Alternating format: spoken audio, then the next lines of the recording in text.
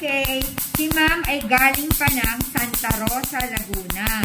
Sobrang layo ng pinanggalingan ni ma'am, pero talaga nagpunta siya dito para ipagamot ang kanyang melasma.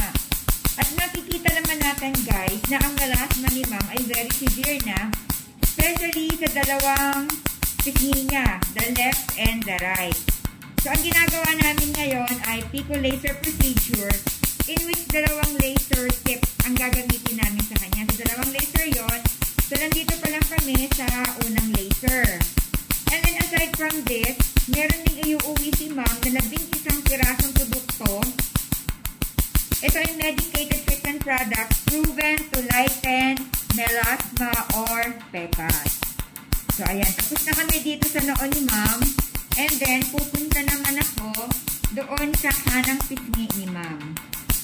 O, ma'am, medyo taas ka po ng konti sa akin. So, ayan. So, ito yung unang laser. So, sa unang laser natin, ili-laser ko yung buong mukha ni ma'am. And then, sa pangalawang laser naman, yung mismong pecas ni ma'am, dun na ako mag-concentrate ng pag-laser sa kanya. So, ang total shots na gagamitin natin sa isang session lamang ay 5,000 to 6,000 shots.